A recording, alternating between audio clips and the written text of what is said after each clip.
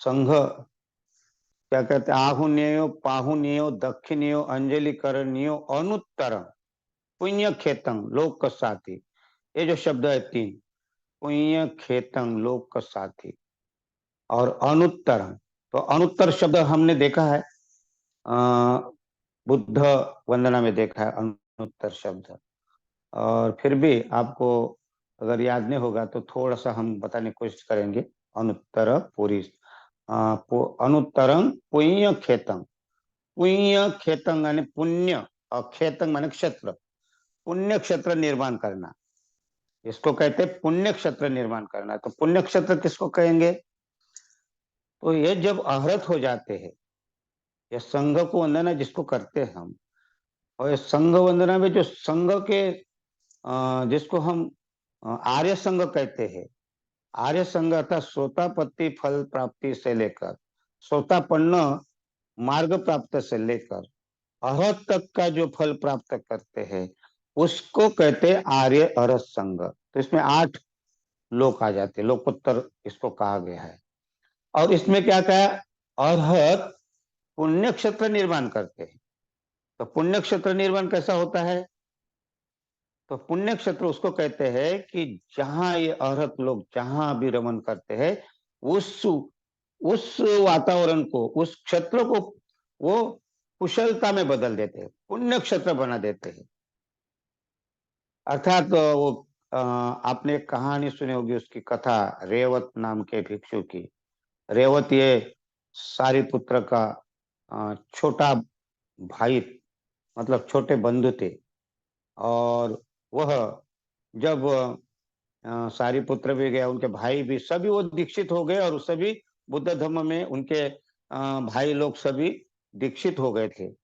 लेकिन उसकी माँ चाहती नहीं थी कि सभी लोग चाहे घर छोड़कर या 80 करोड़ की जमीन जमीन जायदाद धन छोड़कर जा रहे, तो उनको बड़ा गुस्सा आ रहा था। और वो सारिपुत्र को बहुत कोसती थी। और इसके बाद उन्होंने बोले अगर ये लड़का अगर ये भी चला जाएगा तो मैं मर जाऊंगी, मैं आत्महत्या कर लूंगी। एक प्रकार की धमकी दी थी। तो वो सारिपुत्र ने कहा कि जब तक माँ है तब तक आप अभी घर में रहना, हाँ, माँ की सेवा करने के लिए जरूरी है। तो इसलिए वो रेवत ने आ, मान लिया था कि माँ है तब तक मैं रहूं। वो भी जाने के तैयार था सन्यासी होने के लिए। देखिए कितना घर, पूरा घर सन्यासी, सारिपुत्र के बहना भाई सब लोग। तो उसमें रेवत को उसने कहा कि तुम रुको, माँ बहुत प्रकोप, माँ बहुत ही क्रोधी है, क्रोध आ गया उसको, और वो कुछ कर लूंगी करके कहती है, तो तुम रह जाओ। तो उसको मना कर, रेवत को मना कर उन्होंने उसको रखा था। तो वो रेवत फिर आगे चलकर आ, वो भी सन्यासी हुआ, बुद्ध हुआ। उसकी कहानी अलग है। वो भी नहीं रह पाया माँ के पास में, वो भाग गया था वो भी शादी के, क्योंकि उसके माँ ने शादी के बंधन में बांधना चालू किया था उसको।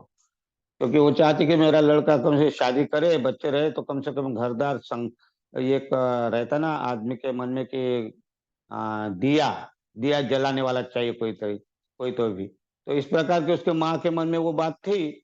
तो इसीलिए उसकी शादी करना चाहती थी। तो शादी करने के समय वो मंडप से ही भाग गया था। उसकी भी कहानी बड़ी रोचक है।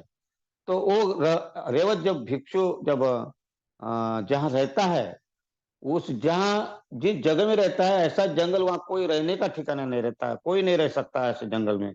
लेकिन ऐसे जंगल में भी वो पुण्य क्षेत्र बना देता है। अर्थात जहां रहते हो रौनक आता है, सब पशु पक्षी जानवर जो भी है, आदमी कोई भी गए अगर वहां, तो वो एकदम ऐसा रमणीय स्थान लग जाता है। तो इसलिए ऐसा कहते हैं कि जहाँ अरहत जाते हैं, जहाँ अरहत लोग जाते पहुंचते, वो अपने क्षेत्र को पुण्य क्षेत्र बना देता है। अर्थात आपने एक और भी कहानी सुनी होगी कि वो एक पूर्णा नाम का भिक्षु जब अरहत्व को प्राप्त करता है और बुद्ध के पास में जाता है, भगवान आप मुझे यहाँ जाने की आज्ञा दीजिए। कहाँ?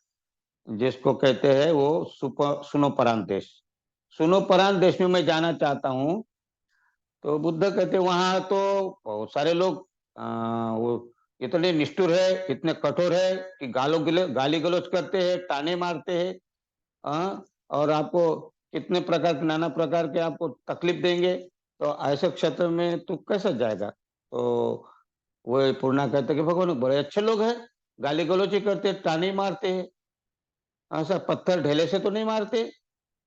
तो बुद्ध कहते नहीं, गालियां नहीं देते, ताने नहीं मारते। तो वहां के लोग पत्थर भी मारते हैं, ढेले भी मारते हैं। तो बोलते कितने अच्छे लोग हैं भगवान वहां के, पत्थर ढेले मारते हैं। हाँ? और तो कुछ हा, हा, हाथ मुख से ऐसा क्या बोलते लाठी से, काठी से, हाथ से, लात से तो नहीं मारते। कितने अच्छे लोग हैं। बोलते नहीं, वो लात से भी मारते, हाथ से भी मारते, काठी से भी मारते हैं। कितने अच्छे लोग हैं। तो बोलते वो लात से ही नहीं मारते, हाथ से भी नहीं मारते, पत्थर ढेले से ही नहीं मारते, तो वो औजारों से भी मारते, चाकू से, छुरी से, तलवार से भी मारते हैं। वो जिंदा ही नहीं रखते। तो क्या कहता है पूर्णा, कहते कितने अच्छे लोग हैं भगवान वहां के, कि कम से कम कल मेरे हाथ से जो होने वाला पाप है, अगर आज वो मुझे मारेंगे तो मारेंगे तो मेरे हाथ से कल जो पाप होने वाला वो नहीं होगा। कितने अच्छे भले लोग हैं, ये जीवन से छुटकारा दे देंगे। भगवान मैं वहीं जाऊंगा। तो बुद्ध के पास क्या है फिर बताने के लिए? फिर क्या आखिर में क्या रहा सभी बताए बुद्ध ने, और ये बोलता मैं जाऊंगा। तो इसलिए साधुकार देखते थे उनको। और वो पूर्णा जिस एरिया में जाते हैं, उस क्षेत्र में जाते हैं, तो वहां पुण्य क्षेत्र बना देता है। और वहां के लोग जितने निष्ठुर रहते, कठोर रहते, निंदक रहते, आलोचक रहते, हाँ, लेकिन उनका मन जीत लेता है, अर्थात वहां भी पुण्य क्षेत्र बना देता है। तो इसीलिए यह शब्द आ गया है कि बुद्ध के जितने भी शिष्य है, अरहत है, श्रावक है, चाहे श्रोतापत्ति फल प्राप्त वाला हो या वो नहीं भी हुआ होगा, तो भी वो मार्ग से भी लगा है। तो ये जो आर्य श्रावक संघ है, ये जहां रहता है वहां पुण्य क्षेत्र बना देता है। और इसलिए उनको कहा है पुण्य खेतन, पुण्य खेतन। और इसके पहले एक शब्द आता है अनुत्तर। तो अनुत्तर का अर्थ होता है, ये बड़ा महत्वपूर्ण शब्द है। अनुत्तर शब्द आपको बुद्ध वंदना में भी मिलता है। क्या कहते हैं? पुरीस दम लोक विदु अनुत्तरो, लोक विदु अनुत्तरो, अनुत्तर। तो अनुत्तर का शब्द है कि उत्तर नहीं है, जिसका कोई उत्तर नहीं है। क्यों? क्योंकि कोई सवाल ही नहीं है। और जहां सवाल ही नहीं तो उत्तर का सवाल ही नहीं है। क्योंकि जहां सवाल खत्म हो जाते हैं, जब तक सवाल है उसके उत्तर है। और हर आदमी सवाल पूछता है और फिर उसका उत्तर खोजता है। हाँ, ऐसे यूं कोई भी अगर प्रश्न उत्तर प्रश्न है तो उत्तर है। और प्रश्न ही जहां खत्म हो गए तो फिर वहां उत्तर नहीं है। तो इसीलिए जिसका कोई उत्तर नहीं है, ऐसे अनुत्तर। जैसे कि वो एक युवा बुद्ध के पास में आता है, बुद्ध के पास में आता है और कहता है कि भगवान मुझे शांति चाहिए, मैं बहुत बहुत ही परेशान हूँ, बहुत ही दुखी हूँ, और मुझे अब इस दुख में नहीं रहना है। मैं देखा बहुत ही घर में देखा, बहुत शांति नहीं, अशांति अशांति। तो मैं आपसे प्रार्थना करता हूँ, मैं आया हूँ आपके पास, मुझे आप शांति चाहिए आपके पास आकर। तो बुद्ध कहते हैं शांति चाहिए तेरे को, तो फिर मेरी कुछ शर्त है। बोले क्या शर्त है भगवान? तो बोले कम से कम 2 वर्ष तक मेरे साथ रहना पड़ेगा आपको, और इन 2 वर्षों में कुछ भी नहीं पूछना, एक सवाल नहीं होगा तुम्हारा, कोई सवाल नहीं होगा। क्यों? क्योंकि आपको अगर बीच में सवाल किए तो फिर आप शांति नहीं मिलेगी। मेरी शर्त 2 साल तक तेरे को कुछ भी नहीं बोलना है। और क्या करना है? तो जो मैं करता हूं वैसा करना है, बस देखना है। फिर ये संघ में लोग कैसे है, संघ के भिक्षु है, सब बहुत सारे लोग है, भिक्षुनियां हैं, उपासक आते, उपासिका आती, कुछ अगर बातें करती है, और उन बातों में अगर वो कुछ प्रकार की कुछ किसी प्रकार की बातें करेंगे, आपको उसमें कुछ भी बोलना नहीं। वो अच्छी बातें हो या बुरी बातें हो या कुछ भी हो, आपको इंटर उसमें कुछ भी आपको अपना विरोध करना नहीं है कि तुम ऐसा क्यों बोले हो, क्या, बिल्कुल आप चुपचाप सुनना है। और कुछ भी उत्तर नहीं देना है, कुछ भी सवाल नहीं करना है, कुछ भी अपनी सलाह नहीं देना है। तो ये अगर उनको लगा, सोचा उसने, बोले ठीक है भगवान मुझे मंजूर है, 2 साल तक मैं शांत रहूंगा, बिल्कुल नहीं पूछूंगा, कुछ भी नहीं पूछूंगा, बस मैं जैसा करता हूँ मेरे साथ साथ आपको करना है, दूसरा कुछ नहीं। ठीक है। और जैसा ही ठीक है बोले भगवान को, तो एक वो थोड़े दूर के बाद में एक बैठे थे भिक्षु, वो बड़े जोर से खिलखिला कर हंस दिए, बहुत ही हंसे। उनको इतनी हंसी रोक ही नहीं पाए और इतने जोर से हंसने लगे। वो हंसी को देखकर युवक ने देखा, ये क्यों भिक्षु हंस रहा। और फिर उसको लगा, अरे अभी के भी हंस रहा। और उनके मन में आ गई बात। तो हाथ जोड़कर भगवान कहते, भगवान मैं कभी नहीं पूछूंगा 2 वर्ष तक, लेकिन ये अपनी बातें सुनकर अभी ये इतने जोर से हंस रहे, तो मुझे थोड़ा कैसा तो भी लग रहा। अभी इतना, बस इतना ही बता दीजिए बोलना उनको कि क्यों हंसे, बाकी इसके बाद नहीं पूछूंगा मैं। तो बुद्ध ने इशारा किया, जाओ उन्हीं को पूछो। और फिर उनके पास गए। बोलते, भंते जी आप ये बताइए, इसके बाद मैं नहीं पूछूंगा, लेकिन आप अ, क्यों हंसे, इतने जोर से हंसी क्यों आई आपको कि मैंने जो भगवान ने बताया और मैंने हाँ बोल दिया। तो बोले, मैं इसलिए हंसा हूं, तुम्हारे लिए नहीं हंसा। हाँ, और भगवान के लिए भी नहीं हंसा, मैं अपने लिए हंसा हूँ। इसलिए हंसा हूं कि आप जो बात कर रहे हैं कि 2 वर्ष से बुद्ध ने कहा आपको यहाँ रहना है, तो ठीक ऐसी स्थिति मेरी थी। मैं भी ऐसा ही आया था तेरे समान, कुछ साल, वर्ष 21 वर्ष पहले, 10 10 वर्ष पहले आया था मैं। और मैं भी ऐसे सवाल पूछकर आया था और ऐसा पूछने आया था भगवान को, तो भगवान ने मुझे भी कहा था कि 2 वर्ष तक कुछ बात नहीं करना, और फिर तेरे को जो पूछना है तो पूछ लेना। तो अब मुझे कई साल हो गए। हाँ, 2 वर्ष क्या, 10 साल के ऊपर चले गए, लेकिन मेरे मन में ऐसा सवाल ही नहीं आता कि मैं पूछूं कुछ। मुझे ऐसा लगता ही नहीं कि मैं शांत नहीं हुआ कि नहीं हूँ।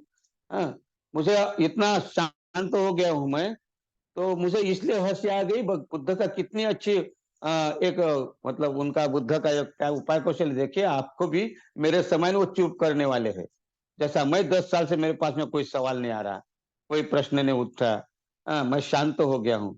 तो ऐसा तू भी अब गया काम से, 2 वर्ष क्या तू भी काम से गया, समझ बुद्ध का ही होकर रहेगा। इसलिए मुझे हंसी आ गई। तो कहने का मतलब, इसको कहते हैं निरुत्तर, इसको कहते हैं कोई जिसका उत्तर नहीं, अनुत्तर।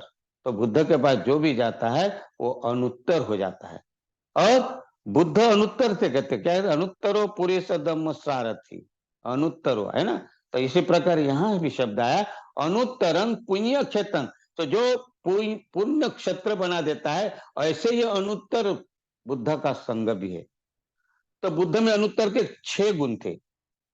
ऐसे बहुत सारे गुण थे बुद्ध में, ऐसा नहीं है कि एक ही गुण था। 9 गुण तो हम बताते नीति पिछो, इसमें त्रिरत्न वंदना में जो बुद्ध वंदना है, उसमें 9 गुण तो है, ये 9 ही गुण है, ऐसा नहीं है। बहुत से ऐसे गुण है बुद्ध में। और एक एक की अलग अलग बातें हमने देखी, बुद्ध माने क्या, है ना। फिर सम्यक बुद्ध माने क्या, सम्यक संबुद्ध माने क्या, अरहत माने क्या। हाँ, उसके बाद में हमने सुगत माने क्या, लोकविदु माने क्या, ये ऐसे गुण देखे बुद्ध के। और उनमें अलग अलग एक एक गुणों में बहुत सारे गुण है उसमें। तो अनुत्तरी शब्द, इसमें 6 प्रकार की बातें आती है, और वो 6 प्रकार की बातों में बुद्ध में आती है। लेकिन पहली जो बात है वो खाली बुद्ध में आती है, और बाकी जो 5 बातें वो अरहत्व में आती है। क्योंकि पहली बात जो अनुत्तर की है वो है, जो अनुत्तर में पहली बात आती है वो बुद्ध के ही सिवा और किसी में सम्यक संबुद्ध। हाँ, सम्यक संबुद्ध ये एक समय में एक ही होते हैं, और उनमें ये अनुत्तर बात रहती है। और वो पहली बात है, और उसके बाद जो 5 बातें बताई उधर की, वो 5 बातें अरहतों में भी आती है, क्योंकि वो पुण्य क्षत्रिय है। उनके इसमें अगर ये बातें नहीं आते तो फिर वो आगे कैसे बढ़ेंगे। और इसीलिए उनको कहा है, पहली बात कहा है, उसको कहते हैं दर्शनंग अनुत्तरीय। पहली बात दर्शनंग अनुत्तरीय, और यह बुद्ध में होती है। दर्शनं अनुत्तरीयं, अर्थात दर्शन का अर्थ होता है दर्शन करना, बुद्धों का दर्शन करना। तो बुद्ध में ये बात है, पहली बात जो है बुद्ध में होती है। अर्थात इसको क्या कहते हैं कि बुद्ध का अगर दर्शन के, हाँ, बुद्ध में ये बुद्ध में ही ये बातें रहती है। ऐसा कहते हैं कि बुद्ध की आंखें देखेंगे। आदमी अगर कोई भी बुद्ध के पास में जाता है तो वो प्रभावित हुए बगैर नहीं रहता, कोई भी हो, चाहे दुश्मन भी हो, कोई भी हो, बुद्ध के पास में बुद्ध को देखा तो प्रभावित हुए बगैर नहीं होता था। इतने बुद्ध के उतना गुण था, शारीरिक भी थे और आंतरिक तो थे ही वो। तो शारीरिक गुणों से प्रभावित हो जाता था। बुद्ध को देखकर ही, आप भी देखिए, अभी भी चित्र देखते हैं बुद्ध के, मूर्तियां देखते हैं बुद्ध की, और अन्य की देखिए आप, अन्य की मूर्तियां देखिए और बुद्ध की मूर्ति देखिए, कितना फर्क लगता है। हाँ? अन्य अगर देखें, किसी की जीभ बाहर निकले, किसी के बाल बढ़ गए, किसी के दांत बाहर निकले, किसी के आंख बाहर निकले, किसी का खूंखार समान दिखाई देते, लेकिन बुद्ध को देखेंगे तो ऐसा, अभी भी ऐसा लगता है क्या मूर्ति है, हा? क्या साक्षात्कार हो रहा है। हा? ऐसा कहते हैं कि दर्शन अंग अर्थात 32 लक्षणों से युक्त है बुद्ध, और ये 32 लक्षणों से परिपूर्ण है। आप उनके कान देखिए, देखते रह जाएंगे। उनके बाल देखेंगे, ऐसे चिपके हुए बाल, आज तक किसी के बाल नहीं। हाँ, लोगों ने उसकी कॉपी किया होगा, किसी को और बना दिया होगा, लेकिन ये वो बुद्ध के ही है बाल। बाल, हाँ, उनको ही देखकर आकर्षक लगता है। बुद्ध के हाथ देखिए लंबे हैं, बुद्ध के पैर देखिए लंबे हैं, बुद्ध की जीभ लंबी है। हाँ, बुद्ध के कान, बुद्ध के नाक, बुद्ध की आंखें, नीली नीली आंखें थी बुद्ध की, और कोई भी देखता था मंत्र मुग्ध हो जाता था। जो सा ऊपक आ गया, रास्ते में जा रहा था और इतना सुंदर, तो उनको ऐसा लगा कि स्वर्ग से कोई उतरा हुआ गंधर्व तो नहीं, कोई देवता तो नहीं। हाँ? और वो मंत्रमुग्ध हो गया था। और उसने जब कहा कि आप मन में बुद्ध हो, तो वो नहीं समझा और चला गया, वो चुप गया। लेकिन उसको ये सौंदर्य देखकर उसको नहीं रहा गया कि इनको पूछ लूं कौन है, ये देवता तो नहीं उतर आया। तो इतना सुंदर स्वरूप है, उनको कहते हैं दर्शनंग अनुत्तरियम। अनुत्तर मैंने, अनुत्तर को कहते हैं विशेष। अगर विशेष, एक विशेषता थी बुद्ध में। अनुत्तर का अर्थ अतुलनीय। अतुलनीय अर्थात किसी के भी साथ बुद्ध की तुलना नहीं कर सकते, उसको कहते हैं अतुलनीय। क्यों?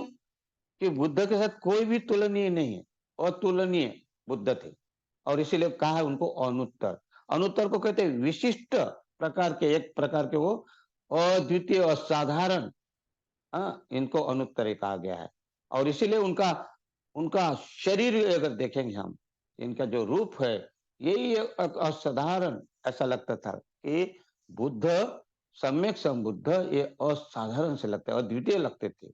और इसीलिए उनकी गर्दन औरों से अलग गर्दन दिखाई देती थी, लंबी। मुखमंडल इतना चमक रहा था उनका, उनके गाल, उनके आंख, उनके कान, उनकी दाढ़ी जो ठुड्डी कहते हैं, एक प्रकार का एक लुभावना लगता है। और इसलिए 32 लक्षण जो थे उनके अंदर, ये 32 लक्षण देखते देखते रहते थे। हाँ, असित मुनि ने जब छोटा सा बालक था, लेकिन उनको अपने अपने गोद में लिया, हाथ में लिया, तो 32 लक्षण देखकर वो समझ गया कि ये बुद्ध निश्चित बनने वाले। हाँ, इतना वो बालक से लेकर उनका सुंदरपन जो बुद्ध में रहता है। और इसलिए तो जब बुद्ध गृह त्याग करने निकले, तो सारा नगर देखने के लिए निकल पड़ा था। और जब देखने के लिए निकल पड़ा तो किसी ने देखा भी नहीं था उनको उस समय। वो लोग भी देखने लगे, अरे बाप रे, इतने सुंदर है सिद्धार्थ, राजकुमार, उस समय राजकुमार थे, इतने सुंदर है। तो उनको भी मंत्रमुग्ध हो जाते थे देखकर। इतना सुंदर, इतना सौंदर्य बुद्ध का, कि वो बुद्धत्व के बाद और निखार आता है। और इसलिए उनको कहते हैं दर्शनंग अनुत्तरिंग। और ये गुण, ये जो दर्शनंग 32 प्रकार के लक्षण और किसी में नहीं रहते, खाली बुद्ध में ही होते। और इसीलिए कहा गया अनुत्तरो। बाकी जो 5 लक्षण है, जो 5 और भी जो बातें हैं, वो अहरत्व में रहती है। और अरहत माने अनुत्तर अरहत होते, और अनुत्तर में श्रेष्ठ है। और ये श्रेष्ठ पुरुष, ये अरहत श्रेष्ठ पुरुष ऐसा पुण्य क्षेत्र बना देते हैं कि लोग देखते रह जाते। जैसा मैंने रेवत भिक्षु का कहा, गा में वा यदि वा रण्य, निन्य वा यदि वा थले। क्या कहते हैं? गामे वा यदि वा रण्य, निंदे वा यदि वा थले।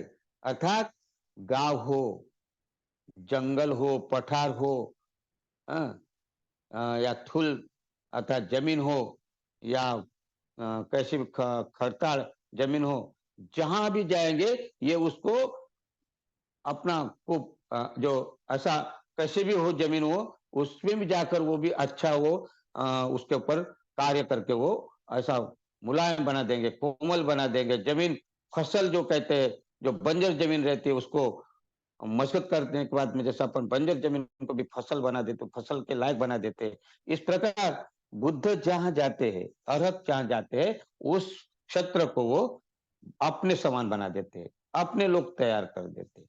और सुनने वाले फिर पशु हो पक्षी हो वो भी उनके गुण गाते हैं। और इसलिए रेवत का कहा है, गामे वा ये दीवारण्य निन्ने वा ये दीवा थले यथारहंतो विरहंती।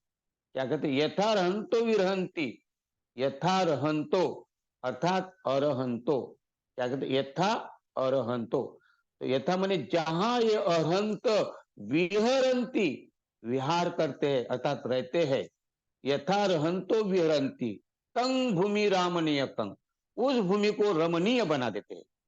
जहां यथा रहंतो, यथा दो शब्द है, यथा रहंतो माने अरहंत, तो जहां अरहंत लोग रहते हैं, जहां विहरंती माने विहार करते रहते हैं, विहार करना माने रहता है, यथा रहंतो विहरंती तंग भूमि रामनीयकं अर्थात रमणीय बना देते हैं।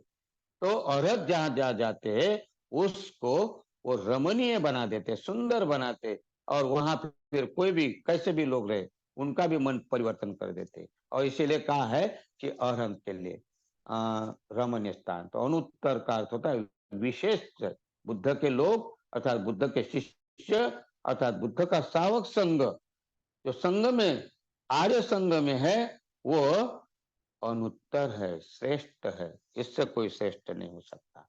और इसके बाद में और का दूसरा लक्षण जो औरतों के लिए पहला लक्षण कहा जाएगा, उसको कहते हैं सवनंग अनुत्तरीयं, सवनंग अनुत्तरीयं। तीसरा है लाभानुत्तरीयं, चौथा है शिक्षानुत्तरीयं, पांचवा है परिचयानुत्तरीयं, और छठवा अनुस्तति अनुत्तरीयं। इस प्रकार 5 लक्षण इन औरतों में पाए जाते हैं। तो दूसरा लक्षण क्या, सवन उत्तरीयं, सवन माने श्रवण करना, सुनना, ग्रहण करना, ग्रहणशील रहना। तो सवनंग हम कहते हैं ना धम्म सवनंग। तो बुद्ध का जो शिष्य है वो श्रवण मतलब सुनने के लिए, धम्म सुनना, और धम्म सुनकर लोगों को भी धम्म बताना, इसके लिए वो एक्सपर्ट रहते हैं। वो धम्म श्रवण श्रवण करेंगे आदमी, कोई भी आदमी अगर सुनेगा, और जो सुनेगा तो वो उसके चिंतन करेगा उसके ऊपर क्या सुना है, और वो फिर ग्रहण करेगा, और फिर ग्रहण करके वो जो जब उनको आत्मसात करता है तो वो चुप नहीं रह सकता, वो लोगों को भी बताता कि मैंने ये पाया और मैं पाया हूं, ये आपको बता रहे। उदाहरण के लिए हम हमारे साथ में अगर जोड़े तो हम बौद्ध है, और बौद्ध है हम लोग, और सन 56 से बौद्ध है। और बाबा साहब ने हमको हमको कहा कि मैं आपको अगर जिंदा रखना चाहते मुझे तो मैं आपको 22 प्रतिज्ञा दे रहा हूं, अगर मुझे देखना चाहते हो तो 22 प्रतिज्ञा में देखना, 22 प्रतिज्ञा का पालन करोगे तो आप प्रतिज्ञा में मैं दिखूंगा, बाबा साहब ने कहा। और सुनना, सुनकर ग्रहण करना, एक एक प्रतिज्ञा सुनना और ग्रहण करना, क्योंकि ये प्रतिज्ञा मैंने बड़े परिश्रम से लिखी है। और बड़े परिश्रम के क्या, एक दिन कितने कागज लिखे, कितने फाड़े, क्या दूं मैं, बुद्ध धम्म दे रहा हूं इनको, दर्शन बुद्ध का दर्शन दे रहा हूं, बुद्ध को दे रहा हूं, तो बुद्ध के देने के साथ साथ मैं इनको क्या दूं, कौन सी बात दूं। तो उन्होंने कितना दिमाग अपना लगाया, कितना उन्होंने कोशिश की, एक श्यामा होटल में जाकर एक रात तक पूरा वो लिखते गए, फाड़ते गए, फेंकते गए, जम नहीं रहा था उनको, लेकिन आखिरी में रात में उनको मेहनत करके 22 प्रतिज्ञा निर्माण की। और वो 22 प्रतिज्ञा में बुद्ध जाने के बाद, बुद्ध देने के बाद में बाबा साहब को लगा कि मैं चला जाऊंगा, मेरा कोई भरोसा नहीं है, आज जाऊंगा कल जाऊंगा, कोई भरोसा नहीं, और बोधिसत्व को पता चलता है कि मेरा जीवन कितना है। लेकिन उन्होंने कहा कि इस रूप में अगर मैं जिंदा रहा तो निश्चित ही 22 प्रतिज्ञा में मैं जिंदा रहूंगा इनके बीच में। अगर इन्होंने 22 प्रतिज्ञा नहीं रखा तो मैं उनके लिए क्या जिंदा नहीं है। तो इसलिए बाबा साहब ने कहा, तो हमने बाबा साहब की प्रतिज्ञा सुनी है क्या, क्यों? हम अगर सुनेंगे तो लोग हमारी सुनेंगे। हमने 22 प्रतिज्ञा को सुनी नहीं, तो फिर हमने नहीं सुनी तो हमारा कौन सुनेगा? घर में अगर सास बहू रहती है, सास पहले बहू थी तो बहू ने सास का नहीं सुना था, तो ये आने वाली बहू है तो वो कहां से सुनेगी उसका? ये परंपरा चली आई। तो हाँ, ऐसा ही है जीवन। अगर हमने नहीं सुना तो दूसरे भी नहीं सुनेंगे, टिट फॉर टैट। तो हमें बाबा साहब की प्रतिज्ञा सुनना था, और हमने भाई बाबा साहब की प्रतिज्ञा को बाह्य कर देते, हम लोग सुनते ही नहीं। वो आज भी, कल भी महत्वपूर्ण थी, आज भी महत्वपूर्ण है, और आने वाले कल में भी महत्वपूर्ण रहेगी 22 प्रतिज्ञा। अगर हम उसको सुनेंगे, चिंतन करेंगे कि बाबा साहब ने ये केक का नाम क्यों लिया। हाँ, अरे हम तीसरी प्रतिज्ञा अगर करेंगे ना, क्या कहते, अ, गौरी मैं गणेश गौरी मैं गौरी गौरी गणेश। हाँ गणपति। हाँ। हाँ, और क्या कहा उसके आगे? आगे और का शब्द क्या है? मैं गौरी हाँ गणपति और हिंदू धर्म के किसी भी देवी हाँ देवता। हाँ हाँ। ये देवी देवता आ गया ना शब्द यहाँ। अब बाबा साहब को प्रतिज्ञा देते समय हिंदू धर्म की देवी देवता ये शब्द इसमें लिखने का जरूरत क्यों पड़ा? यहाँ चिंतन करना है हमें। क्यों? क्योंकि हमारे बहुत सारे लोग हैं, सुनते ही नहीं। और सुनते ही इसलिए नहीं, चिंतन ही नहीं करेंगे ना, सुनेंगे तब चिंतन करेंगे। तो यहाँ चिंतन करना चाहिए हमें कि बाबा साहब ने ये शब्द क्यों लिखा, हिंदू धर्म की देवी देवता है। हाँ, उन्होंने ये तो नहीं लिखा बौद्ध धर्म की देवी देवता है ना। ये इसका मतलब ही है कि बाबा साहब को बौद्ध धर्म की जो देवी देवता है उसके लिए कोई परहेज नहीं थी। अगर परहेज रहती तो देव मनुष्यानंग, हम कहते शब्द त्रिरत्न में देव मनुष्यानंग, हर बार देव आ जाता है। तो देव क्या है? तो हम लोग उलझन जाते हैं, अरे बुद्ध धर्म में कोई देव नहीं, कोई देवता नहीं। हाँ, कहाँ कहा बाबा साहब ने, कहाँ कहा, किधर कहा? लेकिन हम चिंतन करते नहीं है, और इसलिए ग्रहणशील नहीं, मतलब हम सुनते ही नहीं। और सुनते नहीं तो फिर कहां से? लेकिन बुद्ध का शिष्य, बुद्ध का अगर श्रावक है, उपासक है, तो उनको सुनना चाहिए। उन्होंने सुना तो वो ग्रहणशील होगा, चिंतन करेगा, ग्रहणशील होगा। और ग्रहणशील होने के बाद में वो लोगों को बताएगा कि भाई ये है प्रतिज्ञा ऐसी। हाँ, या ये है बुद्ध का धम्म। हाँ, बुद्ध की जो शिक्षा है ये ऐसी है। तो वहां हमें आर्य संघ यहाँ क्या कहता है, सवनंग अनुत्तरीयंग, तो सुनता है और इसलिए तो आगे बढ़ा है। आपको मालूम है, बुद्ध के समय 1,80,000 लोग अरहत हुए थे, और आज जमाने में आज श्रोतापन्न भी नहीं बन पा रहे। क्यों नहीं बन पा रहे? क्या कारण है? क्योंकि हमने सुना ही नहीं। उन्होंने सुना है, पंचवर्ग भिक्षु, पंचवर्ग भिक्षु बुद्ध जा रहे उनके तरफ, कोई सुनने के लिए तैयार नहीं था। हर हर नहीं देखेंगे। वो आ रहा सिद्धार्थ गौतम, उनके तरफ देखेंगे भी नहीं। लेकिन जैसे जैसे उनके पास गए, उनका मन परिवर्तन हो गया, और ऐसा सुनने लगे, ऐसा सुनने लगे कि वो देखते देखते औरत हो गए। क्योंकि उन्होंने सुना, श्रवण किया, और फिर निकल पड़े प्रचार के लिए। और फिर 5 भिक्षु से सारा जम्बूद्वीप भिक्षु, सारा जम्बूद्वीप क्या हो गया, बौद्धमय हो गया था। इधर उधर काशाधारी दिखाई दे रहे थे। हाँ, इसलिए तो आलोचक आलोचक भी थे उस समय। लेकिन आलोचक भी थे, लेकिन बुद्ध के शिष्य भी थे। कहां तक जा रहे थे? औरत तक। ये बात नहीं, कुछ लोग ऐसे भी थे कि अगर देखेंगे इतिहास, तो कुछ भिक्षु लड़ाई भी करते थे, झगड़ा भी करते थे, ऐसा बात नहीं है। लेकिन उन्होंने औरतों तक पद प्राप्त कर लिया था। हम क्यों नहीं करते? तो हम सुनते नहीं, तो हमें सुनना पड़ेगा। आर्य हर संघ का अर्थ होता है सुनना, सुनना पड़ेगा। और औरत होता है तो वो सुनना, सुनना उनका कार्य होता है। तो इसलिए सवनंग अनुत्तरीयम, और ये महत्वपूर्ण है। तीसरी बात है लाभानुत्तरीयम। चौथी बात है शिक्षानुत्तरीयम। शिक्षा माने शिक्षा, और लाभा माने लाभ।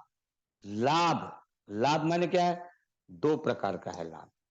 एक तो भौतिक लाभ है, और एक है आध्यात्मिक लाभ, परमार्थिक ओर जाने वाला लाभ। तो इसलिए बुद्ध ने कहा है, एक गाथा ही कही है। आप अगर उसके कहते हैं कि वो लाभानुपस्थ क्या बोलते हैं, एक गाथा बताई बुद्ध ने। और वो गाथा के अनुसार क्या कहते हैं कि एक रास्ता निर्वाण की तरफ जा रहा है, और एक रास्ता संसार की तरफ। चुनना आपको है कौन से रास्ते में जाना है। अगर आपको लाभ की तरफ जाना है, संसार की तरफ जाना है, तो इधर भी जा सकते हैं, आपका स्वागत है। अगर आपको निर्वाण की तरफ जाना है तो आपका और स्वागत है। लेकिन चुनना, आप इधर भी मत रहो इधर भी मत रहो, दोनों नाव पर पैर मत देना, क्योंकि आपका ही नुकसान हो जाएगा। क्योंकि नाव ऐसे चली जाएगी तो आप धड़ाम साथ गिर जाओगे। इसलिए एक नाव चुनना कोई भी। और इसीलिए लाभानुपनिष्ठा कहा बुद्ध ने, है ना। और दूसरा निब्बानगामिनी कहा, एवं एतंग अभियाय भिक्खु बुद्ध से सावक, बुद्ध का सावक बने, बुद्ध का शिष्य, ये इसको दो रास्ते है। और वो भिक्षु, बुद्ध का भिक्षु जो है वो निर्वाण को ही चुनेगा। और निर्वाण को अगर चुनना है तो आपको क्या कहते हैं वहां, अभिनंदन करना पड़ेगा, लोगों का अभिनंदन करना पड़ेगा। अभिनंदन का अर्थ क्या कहते हैं, बहुत बड़ी बात कही यहाँ, लेकिन हम उसको समझते नहीं। क्यों नहीं समझते? क्यों कि हम ऊपरी तौर पर देखते हैं। और बुद्ध क्या कहते हैं कि अभिनंदन, अगर मान लीजिए आप कोई कार्यक्रम में गए, कार्यक्रम में गए हैं और कार्यक्रम में आपको किसी ने फूल नहीं दिया, आपका अभिनंदन नहीं किया, तो फिर आपको गुस्सा आ गया, अरे मेरा अभिनंदन ही नहीं किया। बुद्ध कहते हैं अभिनंदन के लिए रुकना मत, अभिनंदन के लिए गुस्सा मत होना। अगर आप रुक गए, अभिनंदन होना चाहिए, मेरा अभिनंदन होना चाहिए, स्वागत होना चाहिए, मुझे लाभ सत्कार मिलना चाहिए, तो आप भिक्षु नहीं है, आप बुद्ध के शावक नहीं है। और इसलिए हम पीछे रहते हैं। तो हमें क्या करना है, लाभानु और अनुत्तरीय। तो ये भिक्षु बुद्ध का शिष्य, लाभ के लिए मेरा अभिनंदन होना चाहिए और मेरा स्वागत होना चाहिए, मुझे फूल देना चाहिए, मेरा सम्मान करना चाहिए, इसके लिए नहीं है। बुद्ध ने कहा कि अगर आप भिक्षा मांगने जा रहे हो, भिक्षा आपके पास में भिक्षा पात्र है, अगर किसी ने आपको नहीं दिया तो आपको वहां उसका अभिनंदन करना चाहिए। अभिनंदन नहीं करना चाहिए ऐसा नहीं, अभिनंदन करना चाहिए कि धन्य हो, कोई बात नहीं, नहीं मिला कोई बात नहीं। लेकिन अगर उन्हें थोड़ा सा एक टुकड़ा ही डाल दिया तो आप उसको गुस्सा नहीं होना है, स्वागत ही करना है उसका। अगर आपके मन में हर है क्या ये घर इतना सा टुकड़ा दे दिया, तो आपका ये जो भिक्षु है, ये भिक्षु पद से आपको इस्तीफा दे दो फिर, क्योंकि आप भिक्षु के लायक नहीं हो। बुद्ध कहते हैं अभिनंदन में मत रुकना। बुद्ध कहते अय्या ही लाभुपनिषा अय्या निब्बान गामिनी, इसलिए कहा अय्या ही लाभुपनिषा अय्या निब्बान गामिनी एवं एतंग अभियाय भिक्खु बुद्धस्थ शावक हो। और इसलिए कहते सक्कारंग नाभिनंदेय, नाभिनंदेय का अर्थ नाभिनंदेय यानी अभिनंदन और नाभिनंदन माने अभिनंदन नहीं हुआ और सत्कार माने सत्कार नहीं हुआ। सत्कारंग नाभिनंदे विवेक मनुब्रूह है। अगर आपका कोई सत्कार नहीं हुआ, आदर नहीं किया, मान नहीं दिया, सम्मान नहीं दिया, आपको फूल नहीं दिया किसी ने कि देखो मैंने इतना उनको 1000 रुपये दे दिया दान और मेरा इनाम भी नहीं लिया, एक फूल भी नहीं दिया, मेरे को बुलाया भी नहीं, वहां मेरा सम्मान भी नहीं किया, तो आपका वो दान बेकार गया। क्योंकि आपका द्वेष निर्माण क्या हुआ, आपके दान में से आपको द्वेष निर्माण हो गया, तो आप उसके लायक नहीं है। इसलिए बुद्ध कहते हैं कि दो रास्ते, अभी भी कुछ नहीं बिगड़ा। लाभानुप क्या कहते हैं, अय्या ही लाभ, मतलब लाभ का एक रास्ता है, लाभ के तरफ संसार के तरफ जाने वाला एक रास्ता है, और निब्बान अगामिया दूसरा एक रास्ता और भी है निर्वाण की तरफ जाने वाला। या अभिनंदन के लिए रुकना नहीं, या स्वागत के लिए रुकना नहीं, या सत्कार के लिए रुकना नहीं। सत्कार चाहिए आपको तो संसार में चले जाओ, इधर लाभ चाहिए तो इधर जाओ, लेकिन इधर आपको निर्वाण प्राप्त करना है तो आपको अभिनंदन के लिए मत रुकना, और वही बुद्ध का शिष्य होगा। और इसलिए ये जो अनुत्तरीय शब्द जो है बड़ा महत्वपूर्ण है, इसमें से लाभानुत्तरीय कहा गया। लाभानु मतलब अनुत्तर का अर्थ होता है श्रेष्ठ, सबसे श्रेष्ठ, उनका कोई जोड़ नहीं है अरहत का। अरहत जब बनता है कोई, उनका खाली अरहत ही, अरहत का कोई दूसरा आदमी जोड़ नहीं, उसका अनुत्तरीय है वो विशेष है। विशेष शब्द लगता है ना, अपन विशेषण लगा देते, स्पेशल कहते हैं अपन, ये स्पेशल है, इनके कोई बराबरी नहीं कर सकता, कोई भी संसार में औरतों का कोई बराबरी नहीं कर सकता। जो औरत है वो क्या हो गया, जिसको कहते यथारहंतो विहरंती तंग भूमि रामनेकं। ये अगर इसका द्वेष करो, ये अर्हत आदमी का, या आपकी उनकी निंदा करो या प्रशंसा करो, हाँ, उनको कोई फर्क नहीं पड़ता, क्योंकि उनका कोई, आप उसका कुछ भी, वो आपके सामने हंसते रहेगा।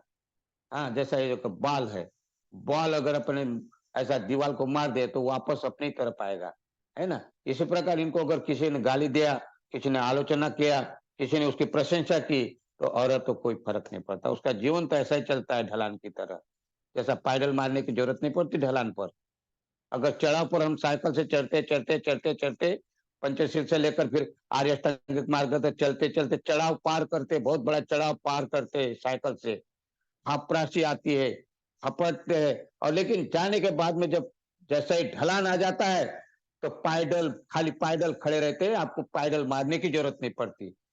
तो ऐसा ही उनका जो जीवन है औरत का, ये बिना पायडल मारे ही वो चलता है, क्योंकि वो दिखाई देंगे कि ये आदमी है, लेकिन उनका जीवन वो बिना पैडल मारे ढलान में जैसा उतर जाती गाड़ी, इस प्रकार उनका जीवन, जब तक उनका जीवन है, जिस दिन वो मरण आएगा, जिसको निर्वाण कहेंगे, तब तक वो ऐसा ही जी रहे, इसलिए उनको कोई फर्क नहीं पड़ता। और इसीलिए ये अनंत लाभानुपनिषा कहते हैं, और ये लाभानुत्तरीय बहुत ही महत्वपूर्ण है।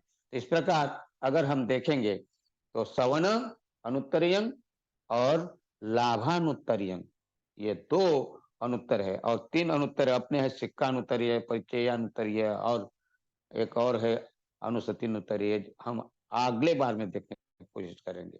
आपने सुना, आपके अंतर्मन को प्रणाम करता हूँ और यहीं रुकता हूँ। सबको मैत्रीपूर्ण जय। धन्यवाद।